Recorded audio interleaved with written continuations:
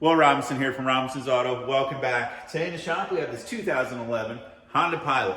Customer wants a second opinion. Customer states the check engine light is on. Initial diagnosis is $159.95. And I'm severely undercharging. You may want to pause here and pour yourself a glass of bourbon or a drink of choice because this might take a while. So my tech test drove and verified the check engine light is on. Pulled in the shop and scanned for codes. One code stored, P0301, cylinder 1, Misfire. Removed number 1 spark plug and it was soaked in oil. This is caused by worn piston rings. Oil is getting past the piston rings and leaking onto the spark plugs, causing a misfire. The solution is to replace the piston rings, related gaskets, seals, and spark plugs. Quote is to perform engine repair, $3,960. Now while the vehicle was in the shop, we performed multi-point vehicle inspection. Engine oil is starting to leak from the spool valve. Spool valve sits above the alternator. If it continues to leak, it will leak into the alternator and possibly short out.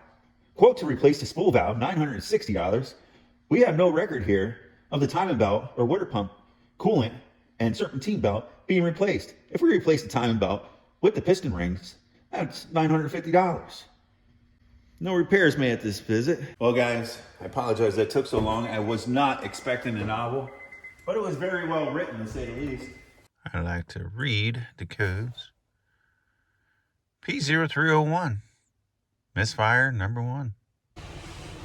Now don't get me wrong, it's a little cold in here, so you're gonna see a little steam regardless.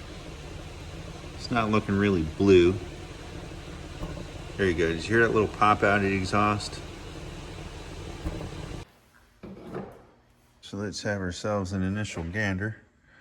I'm assuming if it's consuming a lot of oil, we're gonna be low on oil. Looks like it might be a half a quart low.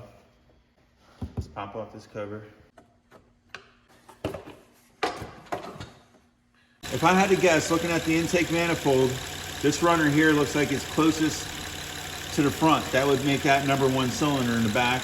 I got a little inspection mirror. The coil is located right there. I know you can't see it.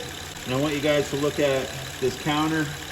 Right now it's at, went back down to 0. I'm gonna unplug it.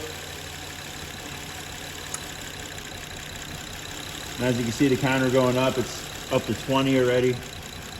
And there just disabled the fuel injector, but so we know that is the number 1 cylinder. I'm gonna shut it off before it gets too hot. It's gonna be a little hard to record this, but I wanna give you a shot of what I'm working with. So right there's our coil pack. Oh, no, it might have been off.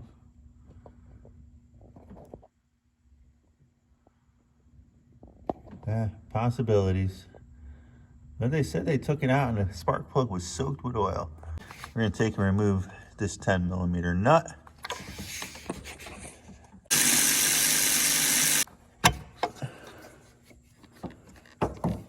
To remove this spark plug, we're gonna have to get ourselves a 5/8 socket. We'll use this one with a swivel on it. Since we're on that back bank, it's gonna be a little hard to get down in there. Little tip when it comes to swivels. If you ever notice, after a while, these things get sloppy and it gets hard to really work with. And this goes for any swivel. But like these old traditional swivels, they just get sloppy. Get yourself an O-ring.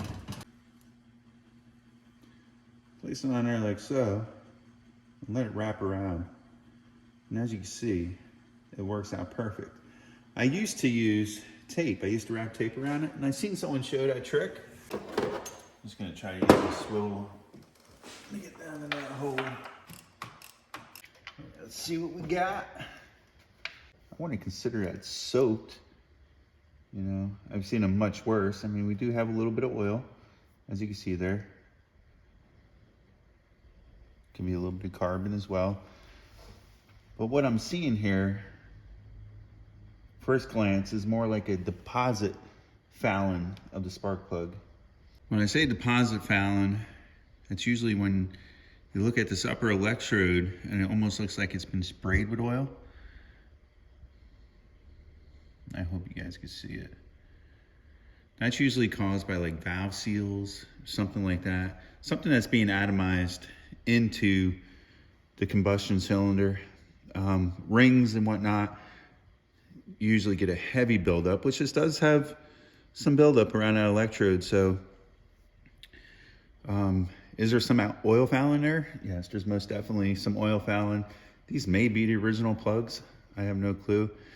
But what I'm gonna do for this video demonstration is I'm gonna take and pull out, let's say, I believe this one goes 1, 2, 3, 4. Maybe I'll pull out number 4 spark plug and we'll swap them and see if the misfire travels. This one's pretty easy for me to get to. So I'm gonna take and remove this coil just like I did on the back. All right, let's see what we got here. Well, that's much cleaner. But as you can see, the one out of cylinder number 4 is what I would like to see in cylinder number 1. But there is definitely some other type of foul in here. Maybe this plug fouled out and it has that cylinder washed out too, and it's been misfiring for some time. So I'm gonna take number 4 spark plug and now put it into number 1.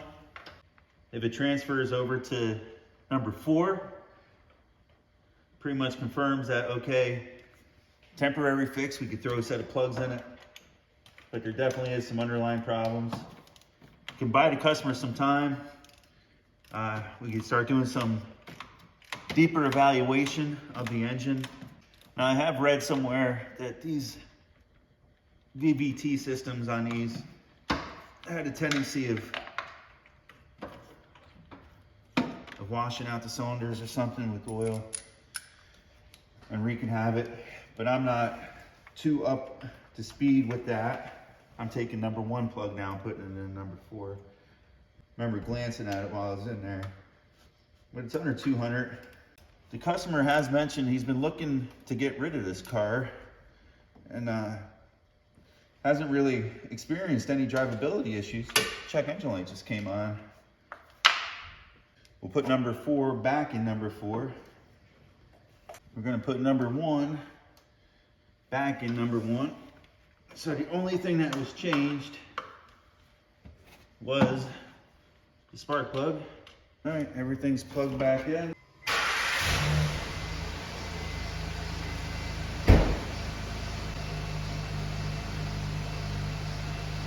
Oh, there you go.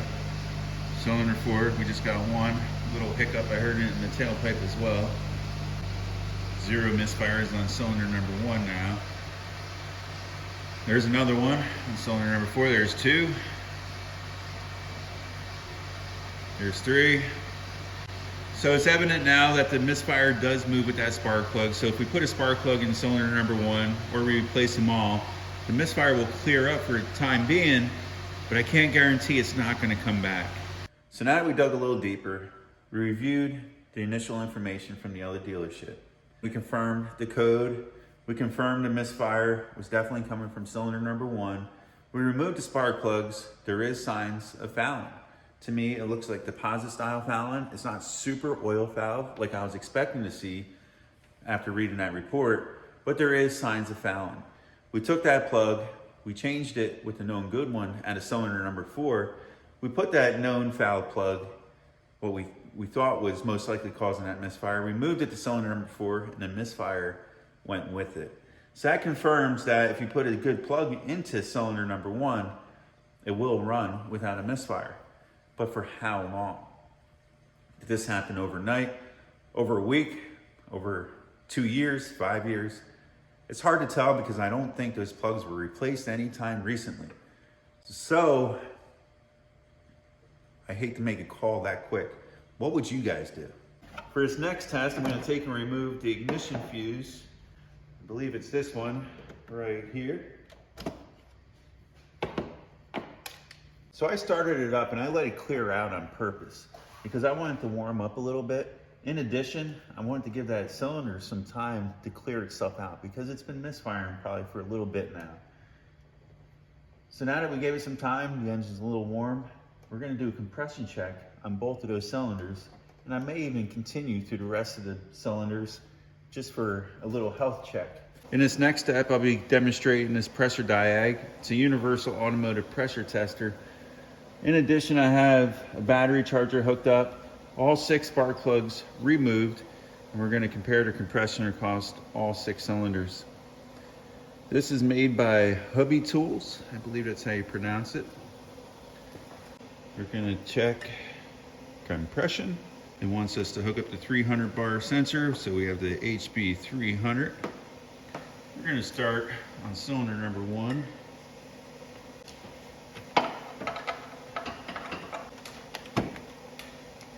What I'm gonna do now is go in the vehicle, hold the accelerator to the floor, give it as much air as possible, and crank it over in 3 to 5 seconds.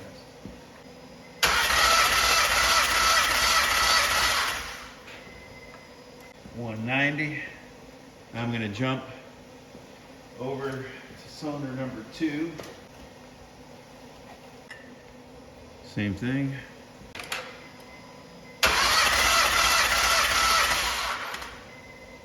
$181. Give it a fair shot. I might have short cranked that one. Let me give it one more crank.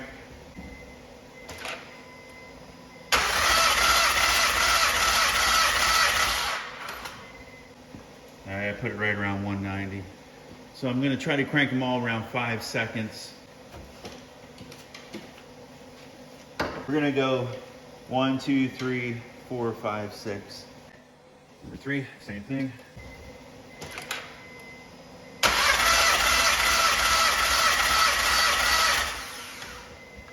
Around 181. Same thing. Same thing.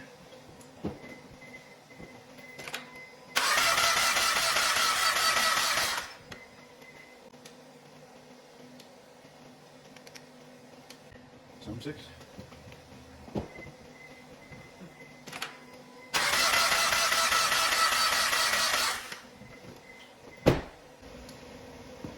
Around 181.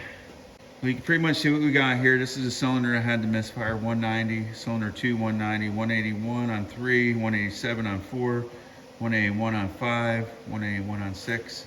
What I could do, just to confirm our tools are accurate, I could throw a manual gauge in one of these cylinders or 2 of them. All right, pretty much the same test. Hold it to the floor, crank it.